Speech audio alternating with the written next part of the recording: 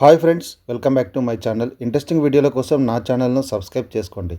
ప్రస్తుతం దక్షిణాది సినిమాలో మంచి గుర్తింపు పొందిన కథానాయిక సాయి పల్లవి గురించి ఈ వీడియోలో తెలుసుకుందాం.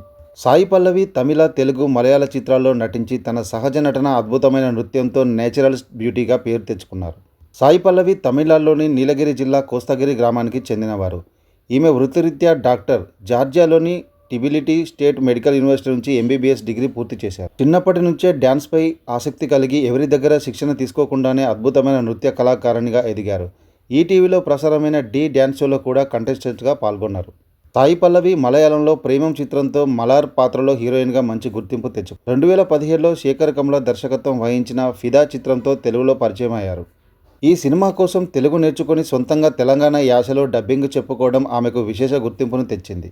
గ్లామర్కు దూరంగా ఉంటూ కథా ప్రాధాన్యమున్న చిత్రాల్లో ఎంచుకోవడంలో తెలుగు ప్రేక్షకులు ఆమెను ముద్దుగా లేడీ పవర్ స్టార్ అని పిలుస్తారు. మరిన్ని ఇంట్రెస్టింగ్ వీడియోల కోసం నా ఛానల్ను సబ్స్క్రైబ్ చేసుకోండి.